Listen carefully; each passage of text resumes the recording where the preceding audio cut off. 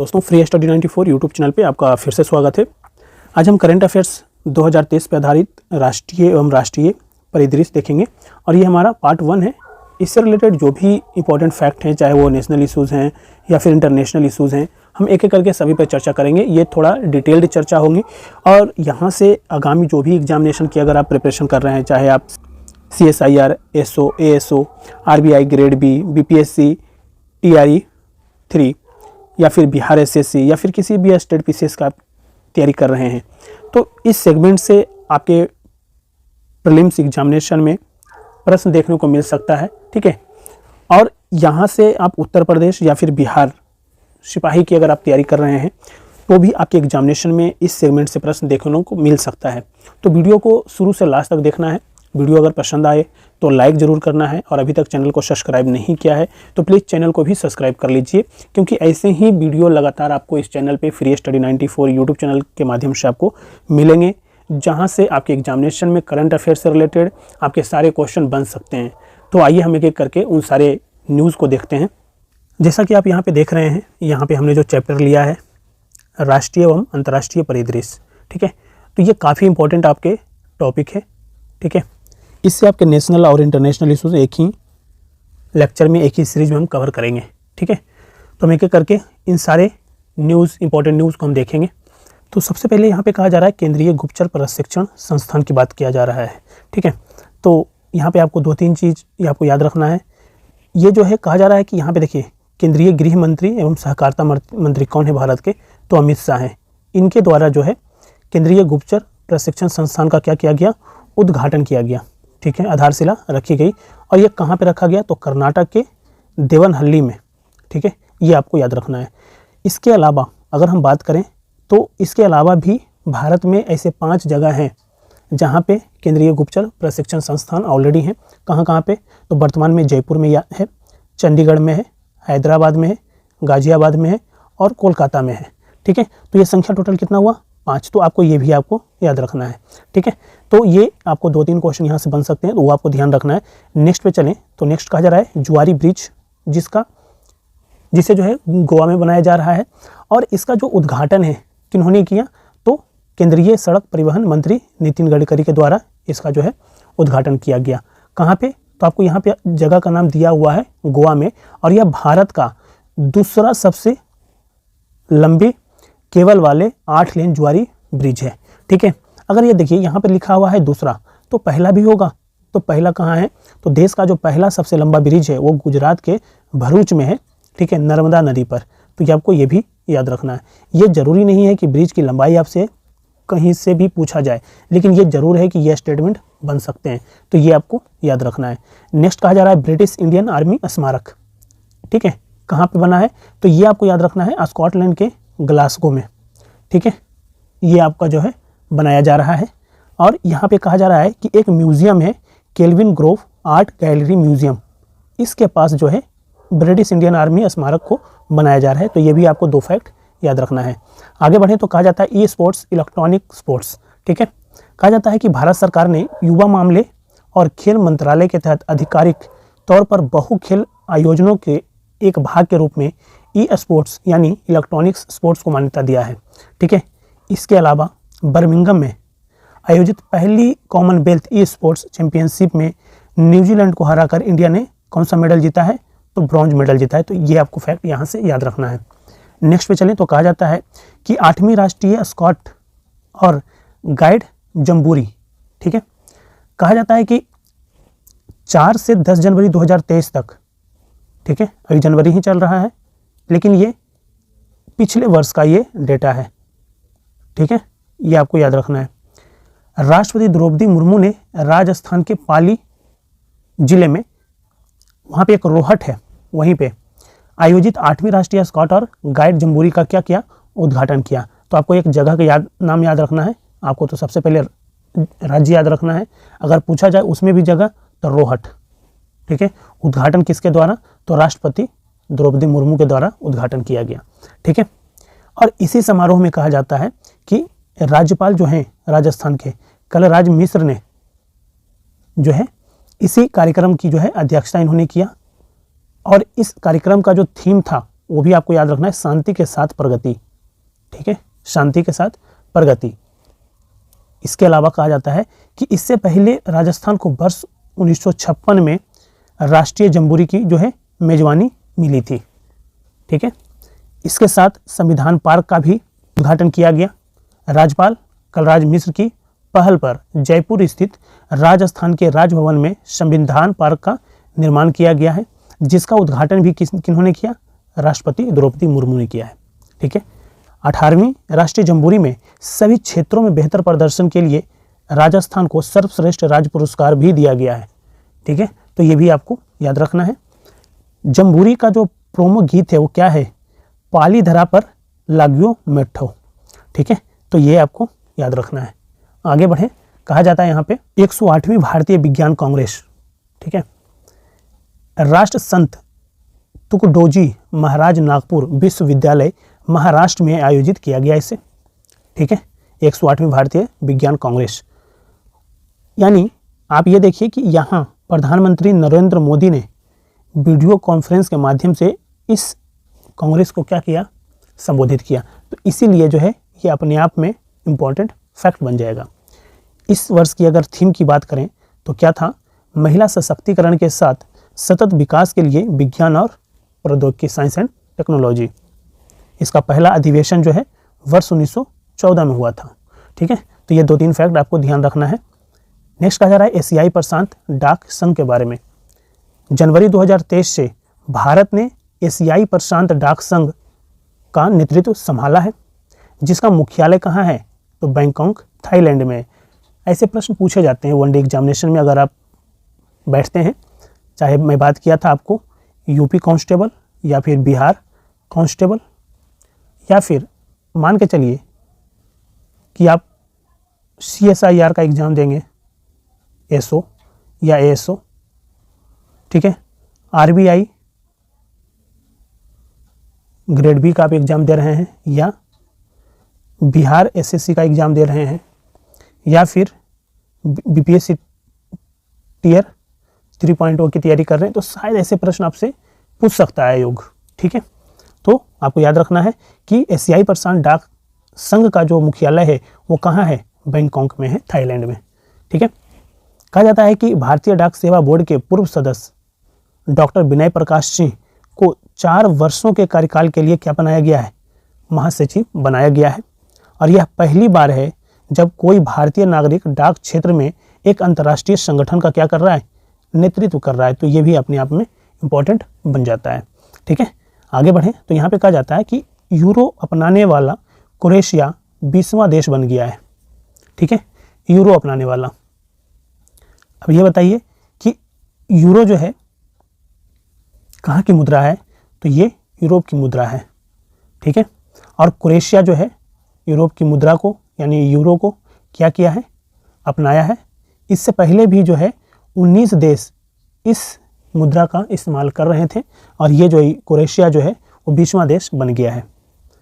European union के 19 सदस्य देश अपनी आधिकारिक मुद्रा के तौर पर यूरो को उपयोग में ला रहे थे, और क्रोएशिया जो है 20वां देश जो है 20वां नवीनतम राष्ट्र बन गया है जो यूरो को फॉलो कर रहेगा अब। ठीक है, नेक्स्ट आ जा रहा है कि मोपा इंटरनेशनल एयरपोर्ट गोवा। केंद्रीय मंत्री ने पूर्व रक्षा मंत्री और 4 बार गोवा के मुख्यमंत्री रहे दिवंगत मनोहर पर्रिकर को श्रद्धांजलि के रूप में greenfield international airport Mopa Goa का नामकरण कर दिया है, और नाम क्या रखा है? मनोहर इंटरनेशनल एयरपोर्ट मोपा गोवा के रूप में उसको क्या कर दिया है? मंजूरी प्रदान कर दिया है। गोवा के मोपा में स्थित ग्रीनफील्ड हवाई अड्डे का उद्घाटन माननीय प्रधानमंत्री के द्वारा दिसंबर 2022 में किया गया था। तो ये जो है ना, आपका नाम याद रखना है कि मोपा इंटरनेशनल एयरपोर्ट का नाम बदल करके क्या कर दिया गया है? मनोहर इंटरनेशनल एयरपोर्ट मोपा।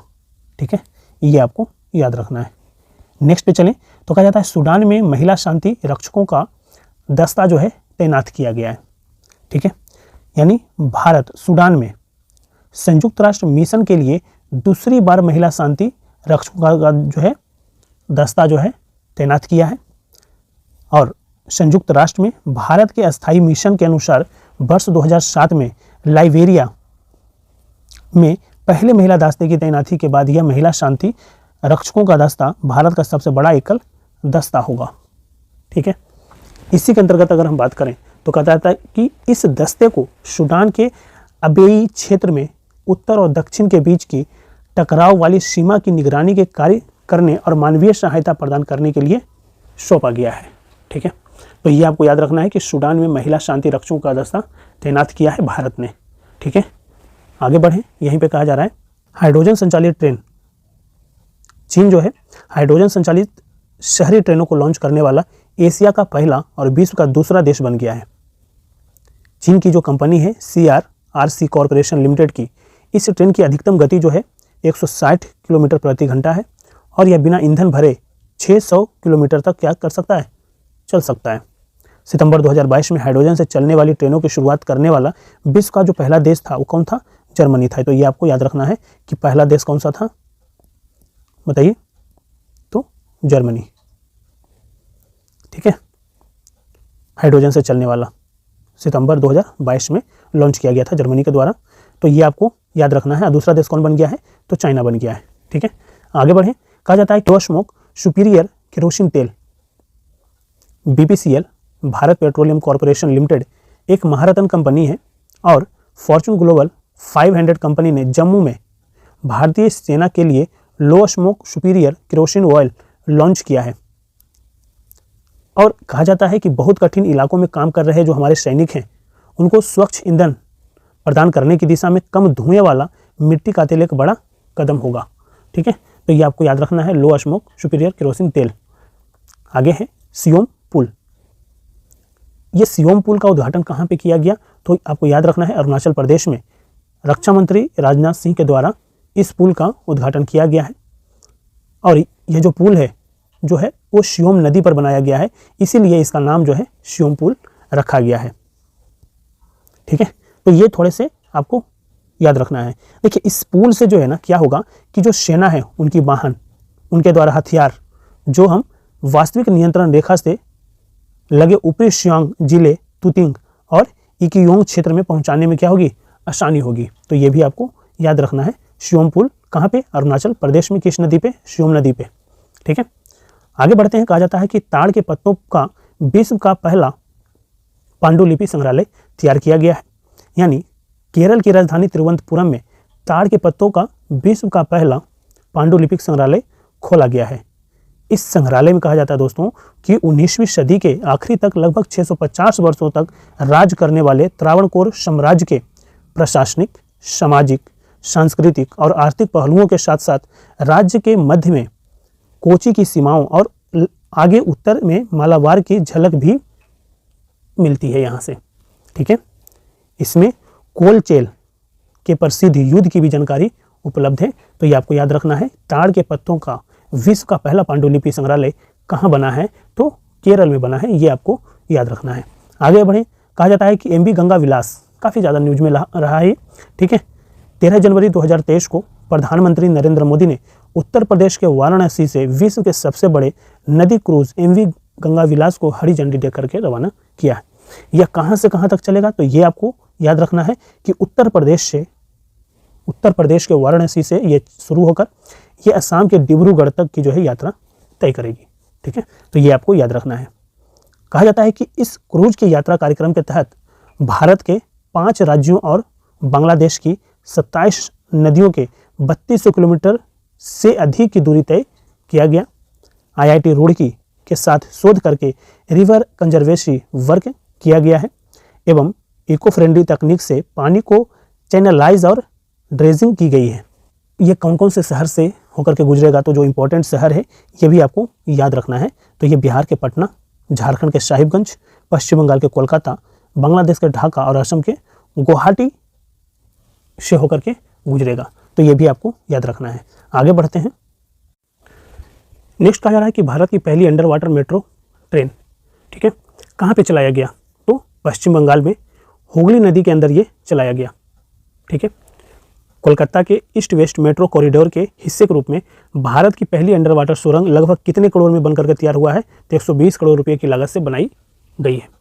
ठीक है, कहा जाता है कि सुरंग के बनने के बाद पानी के अंदर 520 मीटर की दूरी को मेट्रो ट्रेन महज कितना 45 सेकंड में तय कर लेगी। और यह जो मेट्रो रेल सेवा है यह कोलकाता और हावड़ा शहरों को क्या करेगा, आपस में जोड़ेगा। तो भारत का पहला जो अंडर वाटर मेट्रो ट्रेन है वो कहाँ पे चलाया जा रहा है, तो पश्चिम बंगाल में। ये आपको फैक्ट याद रखना है। नेक्स्ट न्यूज़ कहा जा रहा है जातीय और आर्थिक गणना 2023। और यह जो जातीय और आर्थिक गणना जो कराया है वो बिहार के द्वारा कराया गया है। और यह बिहार जो है ऐसा, मतलब कि बिहार के पहले भी जो है राजस्थान और कर्नाटक ने ऐसा काम किया है। तो बिहार के कैमा राज्य बन गया, तो ये तीसरा राज्य बन गया। ठीक है, जातीय और आर्थिक गणना कराने वाला। तो आपको यही चीज़ें ध्यान रखना है, क्योंकि पहला चरण जो है ये कब तक चला, तो ये जो है पहला चरण 21 जनवरी तक चला और ये जो है 7 जनवरी से स्टार्ट हुआ था और ये दो चरणों में इसको किया जाना था। ठीक है, दूसरा चरण जो है 1 अप्रैल से 30 अप्रैल तक इसकी जो है गणना किया गया और इसमें लोगों के मकानों की भी गणना किया गया और उसके माध्यम से बात किया गया कि जो लोग हैं, ठीक है, किस कैटेगरी के कितनी जनसंख्या है, उस पर बात यहाँ पे किया गया। ठीक है, आगे हम बढ़ें तो कहा जाता है कि स्टार्टअप इंडिया इनोवेशन वीक 2023, यहाँ पे कहा जाता है कि 10 से 16 जनवरी 2023 तक वाणिज्य और उद्योग मंत्रालय के तहत उद्योग और आंतरिक व्यापार संवर्धन विभाग DPIIT startup India innovation week का आयोजन किया। ठीक है, अब बताइए कि आपका राष्ट्रीय स्टार्टअप दिवस कब मनाया जाता है, तो 16 जनवरी को मनाया जाता है। तो यानी 10 तारीख से लेकर के 10 जनवरी से लेकर के 16 जनवरी तक जो है ये स्टार्टअप इंडिया इनोवेशन वीक मनाया गया और इसमें 16 तारीख को क्या मनाया जाता है, राष्ट्रीय स्टार्टअप दिवस। ठीक है, कहा जाता है कि जो विजेता जो स्टार्टअप संस्थापक हैं उनको 5 लाख रुपये का जो है नगद पुरस्कार दिया जाएगा एवं इनक्यूबेटर और एक्सेलरेटर को कितना 15 लाख रुपया मिला है। ठीक है, प्रथम राष्ट्रीय स्टार्टअप पुरस्कार की घोषणा वर्ष 2020 में हुई थी। तो ये भी आपको फैक्ट याद रखने हैं। आगे बढ़ें तो कहा जाता है कि मासिक धर्म और मातृत्व अवकाश की बात किया जा रहा है।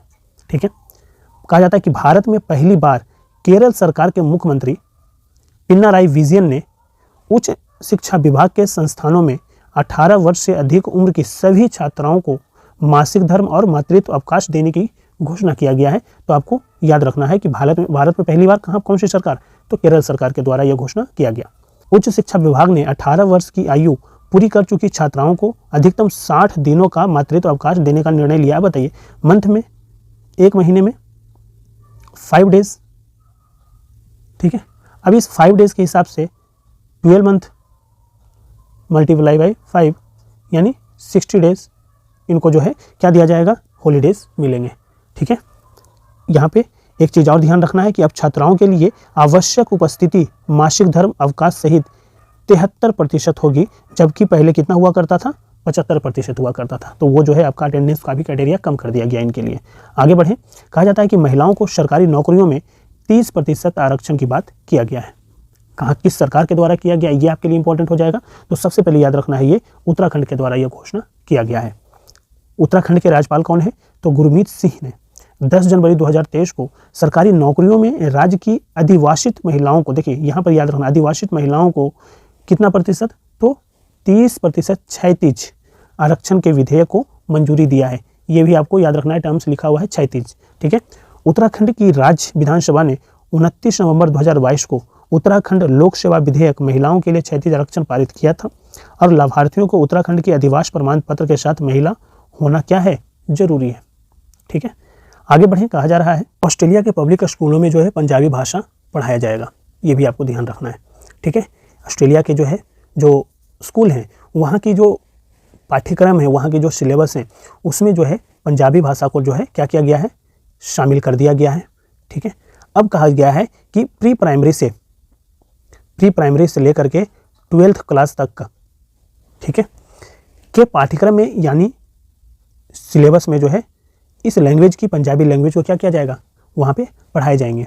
और वर्ष 2021 के पाठ्यक्रम में तमिल, हिंदी और कोरियाई भाषाओं को शामिल करने के बाद अब जो है पंजाबी पढ़ाए जाने की जो है फैसला किया गया है। तो ऐसा नहीं है कि केवल वहाँ जो है केवल जो भी भाषाएं हैं वहाँ का, ठीक है, और इंग्लिश में ही बेसिकली पढ़ाए जाते हैं। वहाँ पर भी तमिल चल रहा है पहले से, हिंदी चल रहा है पहले से, कोरियाई भाषाएं चल रही है, और अब जो है रखा गया है सिलेबस में पंजाबी भाषा को भी। तो ये चीज़ें आपको ध्यान रखना है, ठीक है। नेक्स्ट आ जा रहा है SPM निवास।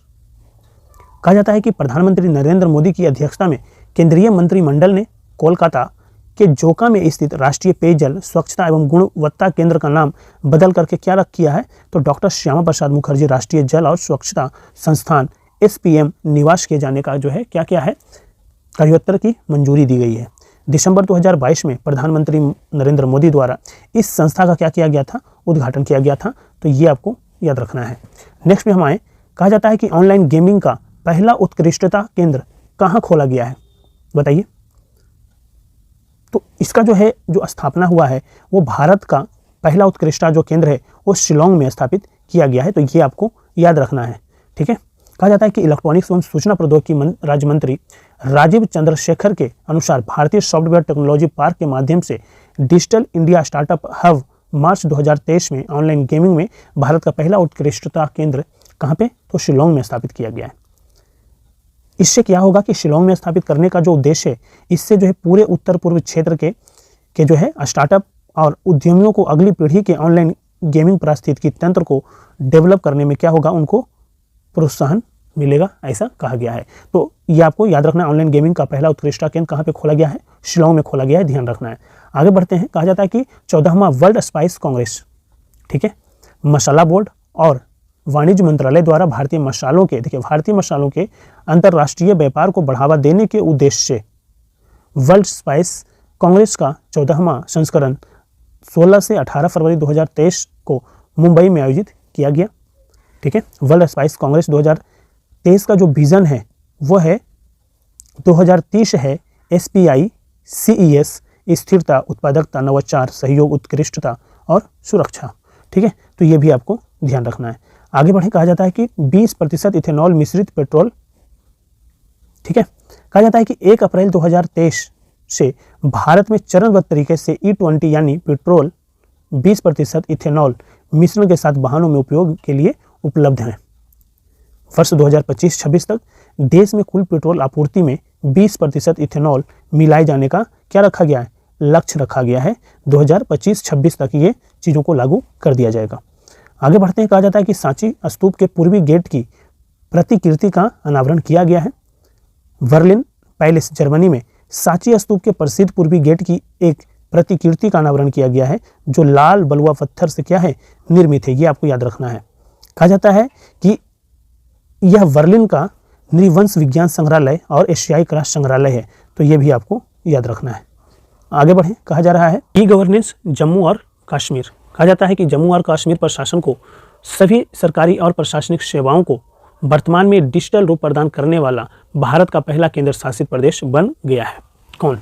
तो जम्मू और कश्मीर जो है ई-गवर्नेंस को लागू करने वाला पहला केंद्र शासित प्रदेश बन गया है, ठीक है। कहा जाता है कि सभी सरकारी सेवाओं को डिजिटल मोड में उपलब्ध कराने के लिए डिजिटल जम्मू और कश्मीर कार्यक्रम की भी शुरुआत किया गया है। तो ये भी आपको याद रखना है। ई ऑफिस पर 330 कार्यालयों के 96% फाइल निपटारे के साथ जम्मू कश्मीर केंद्र शासित प्रदेश में सबसे आगे है। तो कहीं ना कहीं ये आपको ध्यान में होना चाहिए कि ई गवर्नेंस के मामले में जम्मू कश्मीर जो है पूरे केंद्र शासित प्रदेशों में अव्वल सिचुएशन में, अव्वल स्थिति में है। नेक्स्ट कहा जा रहा है यहाँ पे mobile operating system Bhar OS, ठीक है, भारत OS। इसको जो डेवलप किया गया है, ठीक है, या फिर इसको जो बनाया गया है, कहा जाता है कि भारतीय प्रौद्योगिकी संस्थान मद्रास IIT मद्रास द्वारा स्थापित company Jain DK operations private limited ने एक mobile operating system Bhar OS विकसित किया है, डेवलप किया है। भार OS यानी भारत ऑपरेटिंग सिस्टम देश में मजबूती, स्वदेशी डिजिटल बुनियादी ढांचे के विकास को एक महत्वपूर्ण कदम के तौर पर देखा जा रहा है। तो ये आपको याद रखना है, mobile operating system Bharat OS, ठीक है। आगे बढ़े, कहा जाता है कि भारत का 74वां गणतंत्र दिवस इस वर्ष, ये जो है 2023 का डेटा कह रहा है, अभी 2024 में है हम, ठीक है। और इस बार जो है 75वां जो है हम क्या मना रहे हैं, गणतंत्र रिपब्लिक डे मना रहे हैं, यानी गणतंत्र दिवस हम लोग मना रहे हैं, ठीक है। कहा जाता है कि भारत ने 26 जनवरी 2023 को अपना 74वां गणतंत्र दिवस मनाया है और इस समारोह में, ठीक है, जो मुख्य अतिथि थे वो कौन थे, ये आपको याद रखना है, पूछे जा सकते हैं ये प्रश्न। तो मिस्र के राष्ट्रपति थे, उनका नाम था अब्देल फतह अल सीसी, ठीक है, जो 74वें गणतंत्र दिवस समारोह के जो क्या थे, मुख्य अतिथि थे। और कहा जाता है कि सर्वश्रेष्ठ जो मार्चिंग टुकड़ी और झांकी की जो घोषणा किया गया वो है आपके तीनों सेनाओं में सर्वश्रेष्ठ मार्चिंग टुकड़ी जो थी वो पंजाब रेजिमेंट सेंटर टुकड़ी थी, ठीक है। सर्वश्रेष्ठ 3 झांकियां जो थी वो राज्य संघ क्षेत्र मिलाकर के प्रथम स्थान पर उत्तराखंड की झांकी थी, मानस खंड, द्वितीय स्थान पर था महाराष्ट्र, तृतीय स्थान पर था उत्तर प्रदेश, ये भी आपको याद रखना है। सर्वश्रेष्ठ झांकी मंत्रालय या विभाग की बात करें तो जनजातीय कार्य मंत्रालय, एक लव्य मॉडल आवासीय विद्यालय की बात किया गया था इनकी झांकी में, ठीक है, तो ये भी आपको याद रखना है। 75वें गणतंत्र दिवस समारोह के मुख्य जो अतिथि होंगे वो कौन होंगे, वो फ्रांस के राष्ट्रपति इमैनुअल मैक्रों होंगे। 26 जनवरी 2024 को जो गणतंत्र दिवस इंडिया गेट पे जो परेड होगा उसके जो है साक्षी कौन बनेंगे, तो फ्रांस के राष्ट्रपति इमैनुअल मैक्रों बनेंगे, ठीक है। तरंग मेला सेवा की अगर हम बात करें दोस्तों तो कहा जाता है कि केंद्रीय संचार राज्य मंत्री देवुश्री चौहान ने गुजरात के सूरत में हजीरा बंदरगाह से भारतीय डाक विभाग की समुद्र मार्ग से पार्सल और डाक पहुंचाने की तरंग मेल सेवा की शुरुआत किया है। कहा जाता है कि भारतीय डाक विभाग ने सौराष्ट्र, दक्षिण गुजरात तथा मुंबई के बीच डाक पहुंचाने के लिए घोघा हजीरा मार्ग पर रोरो फेरी सेवा शुरू की है, तो ये भी आपके लिए इंपॉर्टेंट हो सकता है। आगे बढ़े तो कहा जाता है मावजा जांगबो नदी की बात किया जा रहा है। कहा जाता है कि भारत, नेपाल और तिब्बत के कई ट्रांजैक्शन के करीब तिब्बत में गंगा की एक सहायक नदी मावजा जांगबो नदी पर नए बांध का निर्माण कराया जा रहा है, ठीक है। इसके साथ साथ कहा जाता है कि चीन द्वारा यह निर्माण, देखिए चीन द्वारा इसका निर्माण जो है किसके द्वारा, चीन द्वारा इसका निर्माण वर्ष 2021 में यारलुंग जांगबो के निचले क्षेत्र में 70 मेगावाट बिजली उत्पादन के लिए एक बड़े बांध के निर्माण की घोषणा योजना की क्या किया गया है, घोषणा के बाद किया गया है। और यह बांध जो है ट्राई जंक्शन के से लगभग 16 किलोमीटर उत्तर में स्थित और उत्तराखंड के काला पानी क्षेत्र के नज़दीक है, ठीक है। नेक्स्ट कहा जाता है यहाँ पे कि भूमिगत मेट्रो स्टेशन पुणे। कहा जाता है दोस्तों कि महाराष्ट्र के पुणे में बन रहा जो मेट्रो है का जो civil court interchange metro station Bharat का सबसे गहराई में स्थित मेट्रो स्टेशन होगा, ये भी आपको याद रखना है। इस मेट्रो स्टेशन की जो गहराई है जमीन से वो 33.1 मीटर 108.59 फीट नीचे तक होगी। इसका उपयोग पिंपरी चिंचवाड़ स्वारगेट मार्ग पर एक भूमिगत स्टेशन, वनज रामवाड़ी मार्ग पर एक ऊंचा मार्ग और हिंजेवाड़ी शिवाजी नगर लाइन के लिए एक इंटरचेंज सुविधा के रूप में किया गया है। तो भूमिगत मेट्रो स्टेशन कहाँ पे, महाराष्ट्र के पुणे में बनाया जा रहा है, ये भी आपको ध्यान रखना है। भारतीय कुश्ती संघ की बात करें तो कहा जाता है कि 18 जनवरी 2023 को भारतीय कुश्ती संघ के अध्यक्ष बृजभूषण शरण सिंह के खिलाफ महिला पहलवानों ने यौन शोषण और प्रताड़ना सहित कई आरोप लगाए जो जांच के अधीन ऑलरेडी है, ठीक है। कहा जाता है कि जो खेल मंत्रालय ने कुश्ती महासंघ के कामकाज को देखने के लिए मुक्केबाज मैरी कॉम की प्रमुखता में एक ओवरसाइट समिति बनाएगी, ठीक है। नेक्स्ट पे आए तो कहा जाता है कि ग्रीन रेलवे स्टेशन प्रमाणन। ईस्ट कोस्ट रेलवे के विशाखापट्टनम रेलवे स्टेशन को इंडियन ग्रीन बिल्डिंग काउंसिल द्वारा ग्रीन अवधारणाओं को अपनाने के लिए ग्रीन रेलवे स्टेशन प्रमाणन की प्लैटिनम रेटिंग की सम्मानित किया गया है, ठीक है। कहा जाता है कि विशाखापट्टनम रेलवे स्टेशन ने अस्थायी सुविधाओं, स्वास्थ्य, ऊर्जा और जल दक्षता और विकास जैसी श्रेणियों में अच्छा प्रदर्शन किया है, ठीक है। आगे बढ़ते हैं। कहा जाता है कि उत्तर भारत का सबसे बड़ा तैरता सोलर प्लांट कहाँ पे, तो कहा जाता है कि चंडीगढ़ के प्रशासक और पंजाब के राज्यपाल बनवारी लाल पुरोहित ने चंडीगढ़ में 2 बड़े सोलर प्रोजेक्ट का उद्घाटन किया है, जिनमें से एक उत्तर भारत का सबसे बड़ा फ्लोटिंग सोलर पावर प्लांट भी है, ठीक है। कहा जाता है कि चंडीगढ़ से सेक्टर 39 में स्थित वाटर वर्क्स में 2 मेगावाट क्षमता और धनसा लेक 500 किलोवाट के फ्लोटिंग सोलर पावर प्लांट का जो है शुभारंभ किया है। नेक्स्ट पे बात करें तो कहा जाता है ई निरीक्षण सॉफ्टवेयर। भारत के मुख्य न्यायाधीश यानी चीफ जस्टिस ऑफ इंडिया ने ऑनलाइन ई निरीक्षण सॉफ्टवेयर का उद्घाटन किया है। इसके तहत सर्वोच्च न्यायालय द्वारा दिए गए निर्णयों को अब 4 भाषाओं हिंदी, तमिल, गुजरात, उड़ीसा में अनुवाद किया जा रहा है। तो ये आपको ध्यान रखना है ई निरीक्षण सॉफ्टवेयर के बारे में, ठीक है। आगे बढ़ें तो कहा जाता है कि 30वीं राष्ट्रीय बाल विज्ञान कांग्रेस गुजरात के अहमदाबाद में 27 से 31 जनवरी 2023 तक 30वीं राष्ट्रीय बाल विज्ञान कांग्रेस का आयोजन किया गया है। ये भी आपको याद रखना है कि 30वीं राष्ट्रीय बाल विज्ञान कांग्रेस। आगे बढ़ते हैं। इस कांग्रेस का अगर मैं बात करूं कि मुख्य थीम क्या था, विषय क्या था, तो ये था स्वास्थ्य और कल्याण के लिए पारिस्थितिकी तंत्र को समझना है। ठीक है, चौथी बार गुजरात ने राष्ट्रीय बाल विज्ञान कांग्रेस की मेजबानी किया है, तो ये भी आपको याद रखना है। अगला जो हमारा आर्टिकल आप देख रहे हैं, यह है चंद्रशेखर आजाद इको पार्क और कोयला मंत्रालय की बात किया जा रहा है। कहा जाता है कि महानदी कोलफील्ड लिमिटेड कोयला मंत्रालय द्वारा नवीनतम उपलब्धि इब valley cold fields Jharsuguda Orissa में चंद्रशेखर आजाद इको पार्क और कोयला मंत्रालय का विकास किया गया है। कहा जाता है पार्क के लिए आधारशिला कोयला, खान और संसदीय कार्य के मंत्री प्रहलाद जोशी द्वारा वर्ष 2021 में रखी गई थी। नेक्स्ट कहा जा रहा है राष्ट्रीय फोरेंसिक विज्ञान विश्वविद्यालय। जनवरी 2023 को केंद्रीय गृह मंत्री अमित शाह ने कर्नाटक के धारवाड़ में 7वीं राष्ट्रीय फोरेंसिक विज्ञान विश्वविद्यालय की जो है आधारशिला रखी है। ठीक है, इस विद्यालय से ऐसे विशेषज्ञ तैयार किए जा सकेंगे जो अपराध से निपटने में सहायक होंगे और उनकी विशेषता का उपयोग कर अपराधियों को सजा दिलाई जाएगी। तो इसका जो उद्देश्य है राष्ट्रीय फोरेंसिक विज्ञान विश्वविद्यालय का, वो यही है। ठीक है, नेक्स्ट कहा जा रहा है ग्रीन सोलर पैनल फैक्ट्री कहाँ पे लगाया गया है, तो ये भी आपको याद रखना है। उत्तराखंड के रुद्रपुर में भारत का पहला हरित ऊर्जा आधारित सौर पैनल निर्माण संयंत्र बनाने की घोषणा किया गया है। ठीक है, किसके द्वारा, तो ये कंपनी का भी नाम याद रखना है, लुमिनस पावर टेक्नोलॉजी के द्वारा। कहा जाता है यह जो संयंत्र है वो 10 एकड़ में फैला है और यहाँ प्रत्येक वर्ष 500 मेगावाट की सौर उत्पादन क्षमता के लिए जरूरी पैनलों का क्या किया जाएगा, विनिर्माण किया जाएगा। आगे बढ़ते हैं। कहा जाता है कि आंध्र प्रदेश की नई राजधानी कहाँ होगी, तो ये विशाखापट्टनम बनाएंगे। ठीक है, कहा जाता है कि 31 जनवरी 2023 को मुख्यमंत्री जगन मोहन रेड्डी ने यह घोषणा किया कि जो विशाखापट्टनम है वो आंध्र प्रदेश की नई राजधानी होगी। ठीक है, ये घोषणा किन्होंने किया, तो ये घोषणा मुख्यमंत्री जगन मोहन रेड्डी ने किया।